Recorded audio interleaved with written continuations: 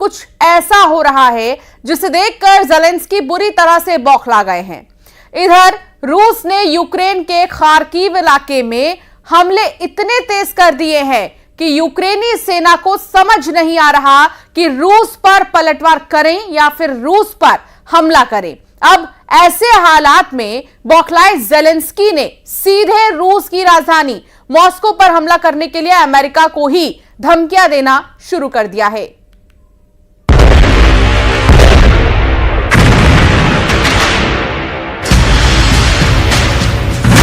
1000 तोपों से हमला, भाग गए यूक्रेनी सैनिक। 918 दिनों से यूक्रेन के राष्ट्रपति ज़ेलेंस्की यही दावे कर रहे हैं कि यूक्रेनी सेना रूस को हरा रही है, लेकिन वहीं पुतिन लगभग 3 साल से यूक्रेन को बुरी तरह से रौंद रहे हैं। रूस के कुर्स्क और सुत्जा भले ही यूक्रेनी सेना कब्जा करने का दावा कर रही है, लेकिन यह सच है कि रूस कुर्स्क पर यूक्रेनी कब्जे को लेकर जरा भी घबराया हुआ नहीं है, बल्कि उसे कुर्स्क में मौजूद परमाणु संयंत्र को यूक्रेन के खिलाफ हथियार के रूप में इस्तेमाल करना शुरू कर दिया है। रूस को अच्छी तरह से पता है कि अगर यूक्रेनी सेना कुर्स्क में मौजूद परमाणु संयंत्र में धमाका किया तो पूरी दुनिया में यूक्रेन, नाटो और अमेरिका के खिलाफ माहौल बन जाएगा। और अगर ऐसा होता है तो फिर रूस डंके की चोट पर यूक्रेन पर एटमी हथियारों तक का इस्तेमाल कर सकता है। रूस कहीं ना कहीं चाहता है कि यूक्रेन कुर्स्क परमाणु संयंत्र पर विनाशकारी हमला करे। इसके लिए रूस ने अब यूक्रेन के छोटे कब्जों को कब्जाना शुरू कर दिया है, ताकि ज़ेलेंस्की बौखलाकर कोई एटमी गलती कर बैठे। पिछले 7 दिनों से रूस के लड़ाकू विमानों ने यूक्रेनी इलाकों में भारी तबाही मचाई है।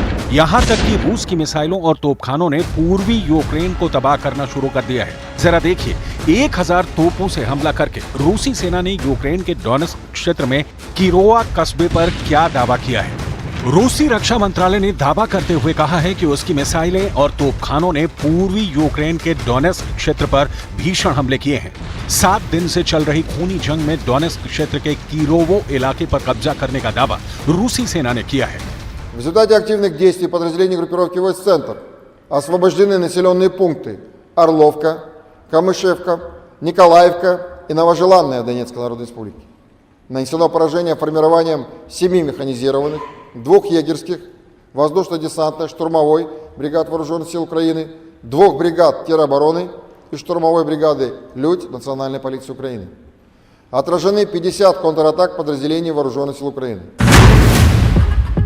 यूक्रेन पर भारी पड़े पिछले 7 दिन। 6 अगस्त 2024 से यूक्रेनी सेना ने रूस में घुसकर हमले शुरू किए थे। कुर्स्क और दक्षिण पश्चिमी रूसी शहर बेलगोरोद पर सबसे ज्यादा और भीषण हमले यूक्रेनी सेना ने किए हैं। रूसी सेना का दावा है कि पिछले 7 दिनों में यूक्रेन की कम से कम 250 यूनिट तबाह की जा चुकी है, जबकि पिछले 7 दिनों में ही यूक्रेन को जमीन और आसमान में भारी नुकसान हुआ है।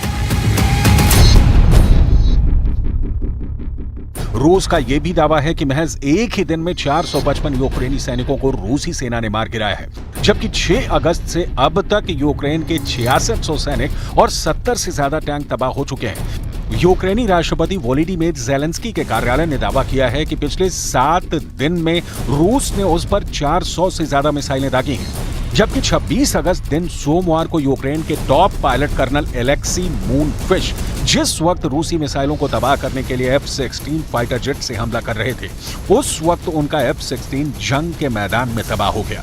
ज़ेलेंस्की इस नुकसान से सदमे में चले गए और इस घटना के 4 दिन बाद उन्होंने यूक्रेनी वायुसेना के कमांडर माइकोला ओलेश्चुक को तुरंत बर्खास्त कर दिया।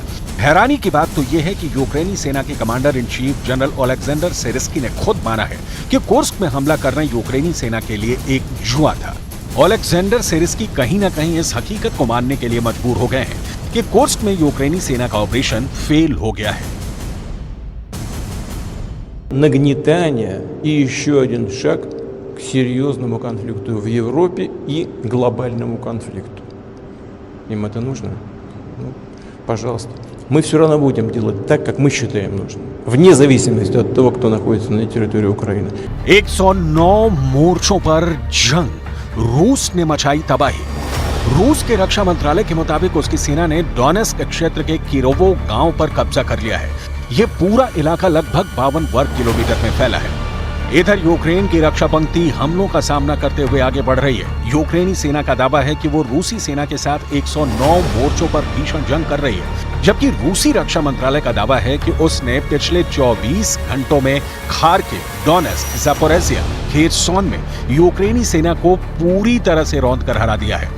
रूस ने घातक मिसाइलों, शाहिद जैसे आत्मघाती ड्रोन और फाइटर जेट से हमले बहुत तेज किए हैं। इस बीच यूक्रेनी सेना ने दावा किया है कि खार्किव, कुपियांस्क और टोरेत्स्क के सीमावर्ती इलाकों में 109 लड़ाइयां हो रही हैं। इसमें सबसे भीषण जंग इस वक्त पोक्रोव्स्क की दिशा में हो रही है।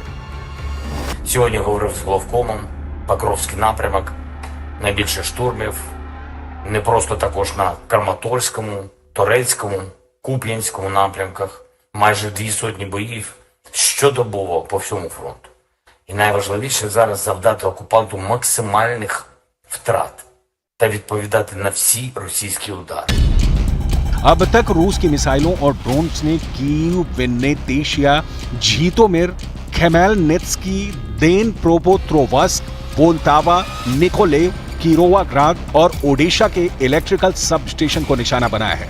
लुओ, इवानो फ्रेंकोवस और खार्किव के गैस कंप्रेशर स्टेशन और गैस ट्रांसपोर्टेशन सिस्टम को निशाना बनाया है।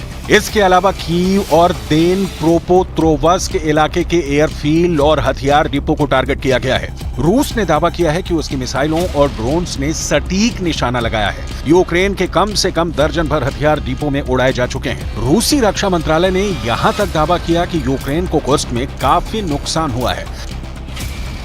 अब सवाल उठता है कि ऐसे हालात में क्या यूक्रेन मॉस्को तक हमला करके रूस को जंग में हरा पाएगा, या फिर यूक्रेन की इस हरकत से रूस पूरी तरह से यूक्रेन को तबाह कर डालेगा।